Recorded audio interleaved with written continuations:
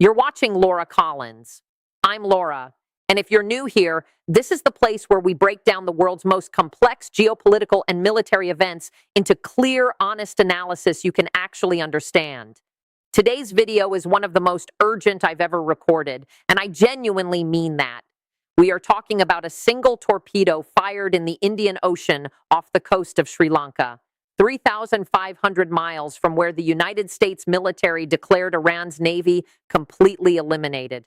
One torpedo, one ship, and the entire assumption that kept global oil prices from collapsing into chaos just got blown out of the water, literally. We're going to break this down into everything you need to know. What ship fired, why the location is everything, what it means for oil prices, which superpowers are panicking right now, and what this does to the ceasefire talks that were finally gaining ground. This is a 7-part breakdown, and every single section matters. So before we dive in, if you find this kind of deep dive analysis valuable, hit that subscribe button right now. We do this every time a major event breaks, and trust me, you don't want to miss what's coming next. Drop a comment below and tell me, did this torpedo shock you or did you see it coming? I read every single one. Let's get into it. 3,500 miles. Let that number sit with you for a moment. Iran just torpedoed a warship 3,500 miles from its own coastline. Not in the Persian Gulf, where Iranian naval forces have been active since February 28th. Not in the Strait of Hormuz, where Iranian fast attack craft have been mining shipping corridors and attacking commercial vessels for 22 straight days. Not even in the Gulf of Oman or the Arabian Sea, the geographic zones that every military planner on the planet has associated with the phrase Iranian naval threat since this conflict began.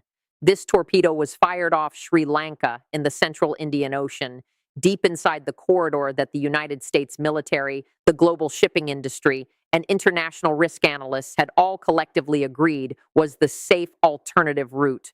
The one route that was supposed to be outside Iran's reach. The American military had declared Iran's navy eliminated. 43 Iranian naval vessels destroyed or damaged. The IRGC Navy surface fleet, the force that had been executing the maritime blockade, described by U.S. officials as substantially reduced. The fast attack craft, the patrol boats, the mine-laying vessels, the Kilo-class submarine, gone or crippled in a single operational period when America destroyed 17 Iranian warships in one night. Iran's navy was supposed to be finished, and yet the Iris Dana just put a torpedo into a vessel in waters that were supposed to be safe, 3,500 miles from where that navy was supposed to no longer exist. That single sentence is the most alarming development in the naval dimension of this entire conflict. And to understand why, we need to start with the ship itself. Here is the distinction that no official statement has addressed clearly, and it is the most important single fact about this morning's torpedo. The Iris Dana is not a fast attack craft. It is not a patrol boat.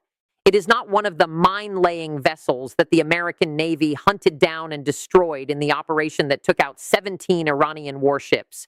The Iris Dana is a frigate, a full-sized ocean-going surface combatant, 1,500 tons of displacement, 94 meters long, armed with anti-ship missiles, torpedoes, naval guns, and a helicopter deck. This is the kind of warship built to operate independently in open ocean, not in the confined, shallow water environment of the Persian Gulf, where the IRGC Navy has been running its coastal campaign. And here is the critical part.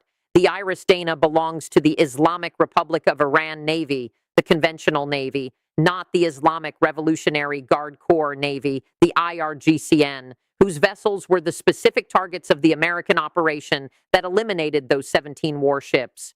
America destroyed IRGCN vessels. America declared the naval threat substantially reduced. America was describing the elimination of the force that operates in the Persian Gulf. The Iris Dana is not an IRGC vessel. The Iris Dana is conventional Iranian Navy. The conventional Iranian Navy operates in the Gulf of Oman, the Arabian Sea, and the Indian Ocean.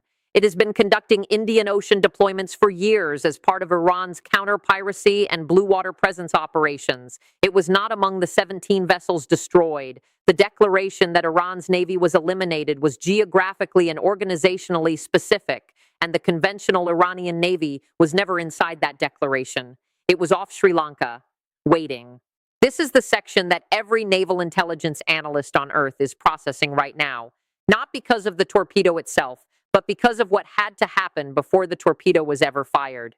Sri Lanka sits in the central Indian Ocean, roughly 1,500 kilometers off the southern tip of India.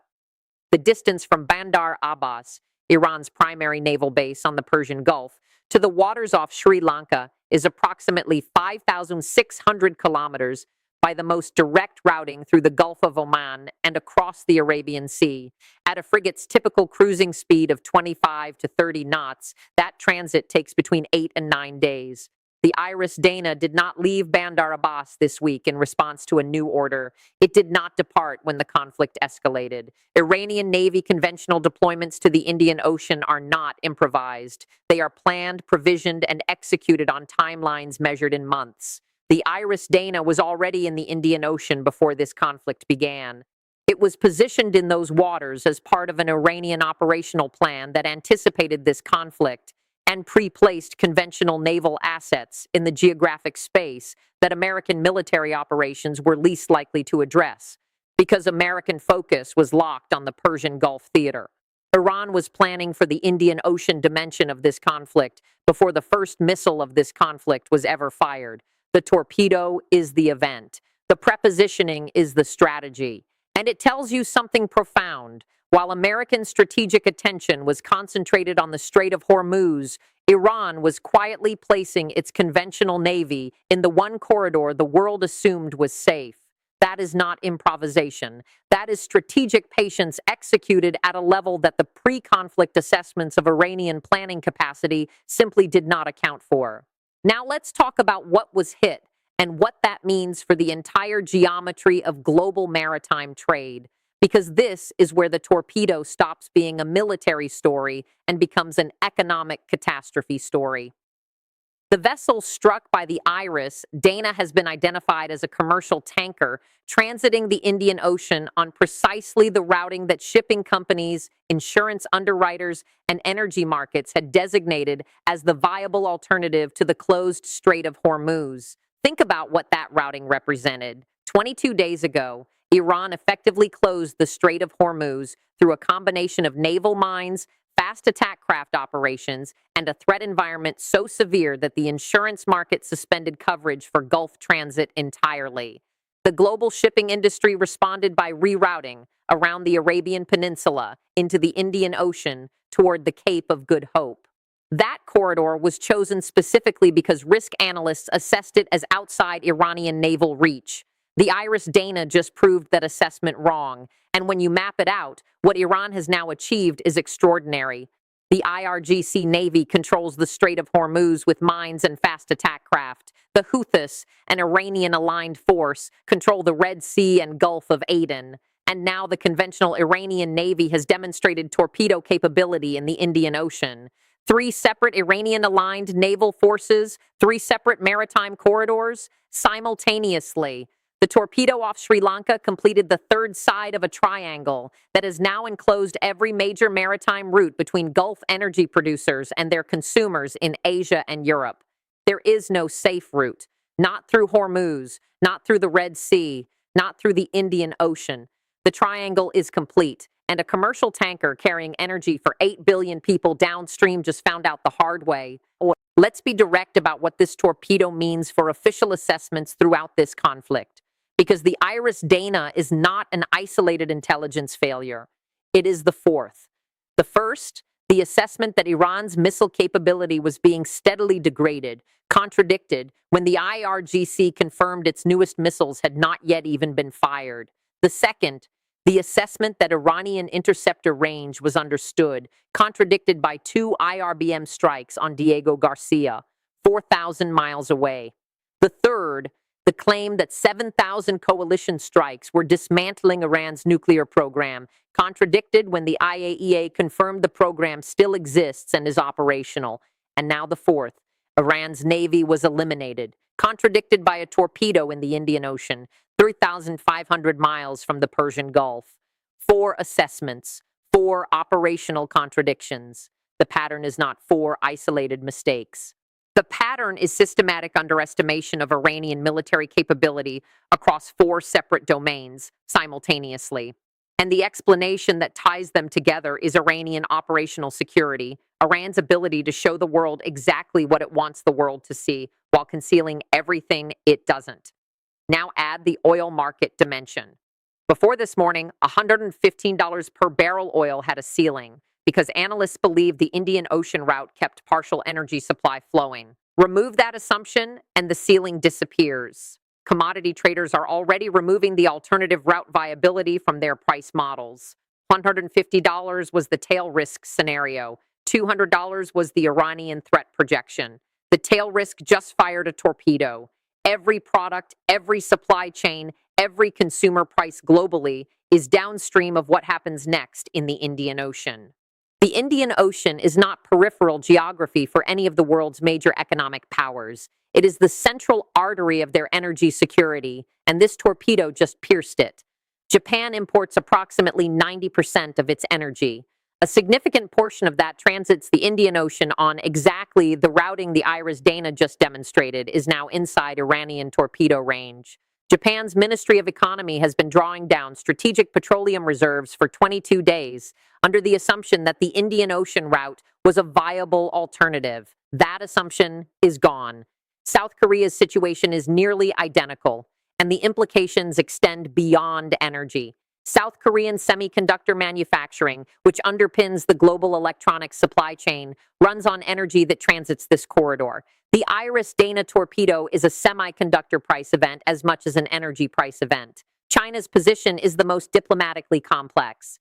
Beijing has been publicly calling for restraint throughout this conflict, but China has enormous commercial interests in Indian Ocean sea lanes. Chinese flagged vessels transit these waters daily, carrying energy imports from Gulf producers and manufactured exports to global markets.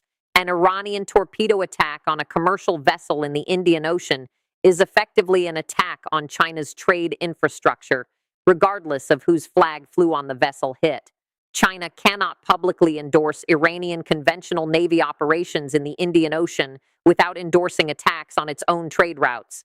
The torpedo off Sri Lanka forces China's public position and its commercial interests into direct, visible tension. And then there is India, the most geographically immediate major power affected. The waters off Sri Lanka are India's maritime backyard.